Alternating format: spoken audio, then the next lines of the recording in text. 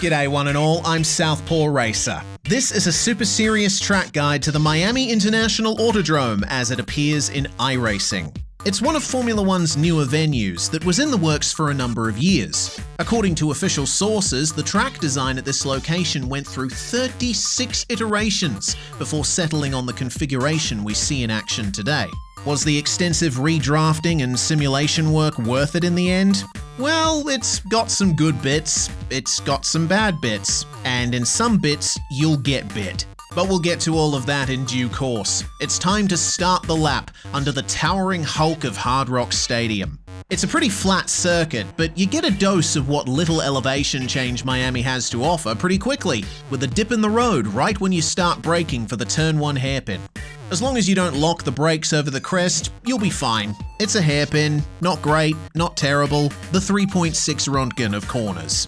And as we exit Turn 1, holy hot dog, we're turning left! We are truly in God's country now! Gotta get the draft, roll it through the middle of the turn, pick up the throttle, oh, we're turning right.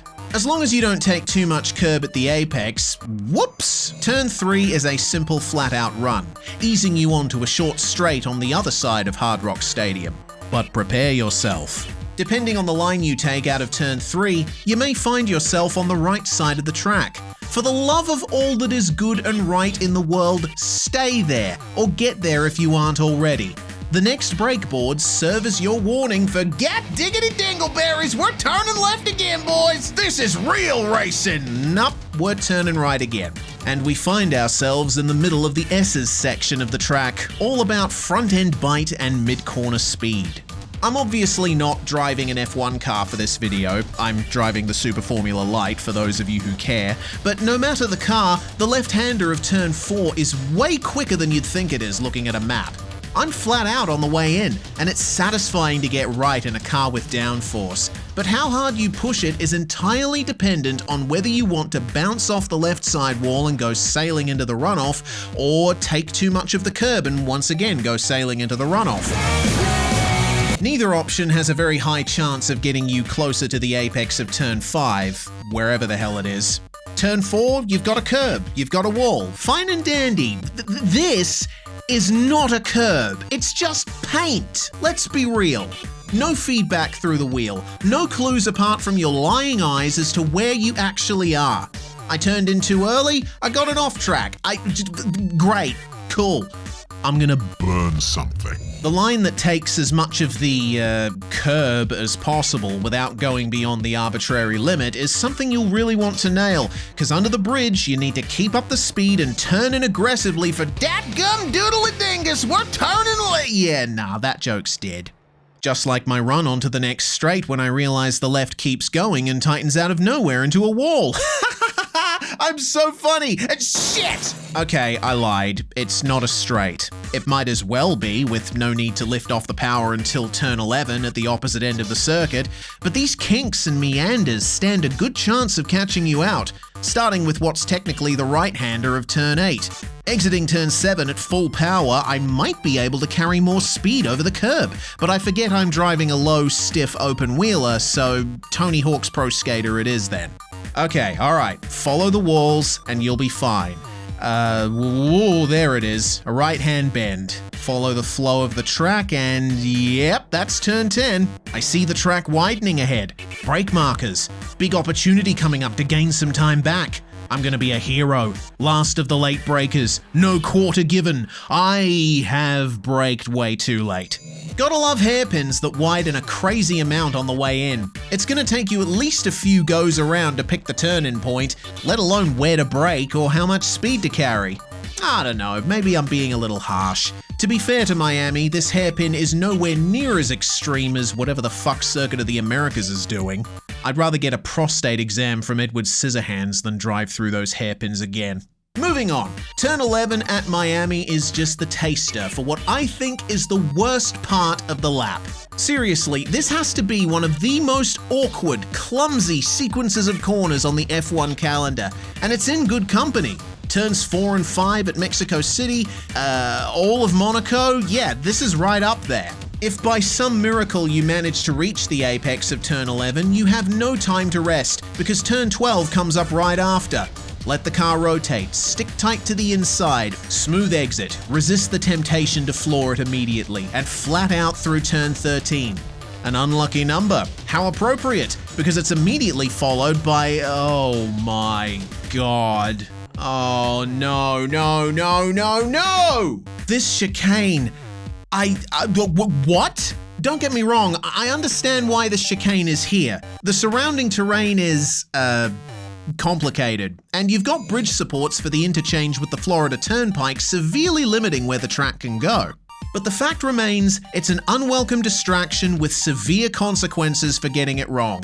If a lap of this track was a calendar year, this would be when you realize you gotta file your tax return. Yes, this is where the biggest elevation change is. Great, woohoo, challenging, exciting, whatever. But it's the elevation change that causes the biggest problem with these turns. You hit the apex of the blind turn 14 just as you're cresting the hill. And beyond that, there's no real reference point other than this bollard. Thank God it's there, because in most cars, if you're driving in cockpit view, you won't be able to actually see the apex of turn 15. See? Look, you see that? See, I don't know, where do you go? Bollard, that's where you go. Problem solved. Until you actually get to the apex and realize the bollard is a long way back from the curb, and said curb is way higher than you thought, so, oh, my back! Oh. Take 2. Turn in, maintain minimum speed, and completely miss turn 15. Alright, take 3. Smooth turn in. Get the aim right. Only lightly paralyze yourself bouncing over the curb.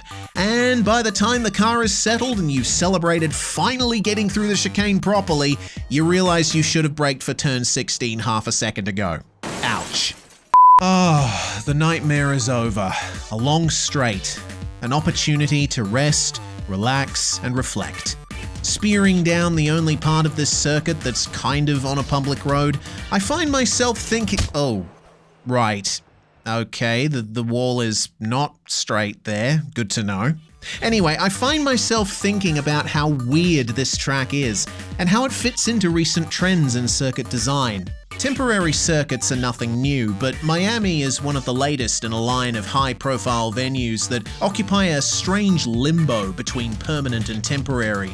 Joining tracks like Montreal, possibly the original and definitely the best example of this kind of track, former F1 venue Sochi Autodrome, of which the less is said about the better, and from the motorcycle racing world, Mandalika, which advertises itself as a street circuit despite being completely purpose-built for racing, with the public road parts still yet to happen. Is this the future? On the grassroots and national levels, dedicated racetracks are still king, but international and global championships seem to be moving more and more to tracks that are there, but unused apart from the one weekend of their big event. That's probably a whole video in and of itself. I guess I did something like that years ago, which is probably due an update, but oh, there's the 50 marker. I guess I should start braking for the hairpin. Okay, alright, let's get this over with. Slow it down at the appropriate time for the hairpin. There's a wall on the exit that will absolutely collect you, but I find you're more likely to go slipping and sliding to the left. Oh shit. Get that sorted, then one last golly gosh doopity boopity left turn, and finally the run to the line over one more curb that's not a curb. Miami International Autodrome. It looks like the severed head of an alligator. It's all about that beach life and fun in the sun.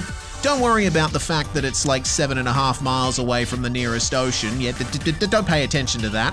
Why don't you take a look at the canals surrounding it that show you how close your yacht is to real water? I'm more than happy to sit by the sidelines at this place, but preferably not thousands of dollars out of pocket to sit on a boat in the middle of a car park.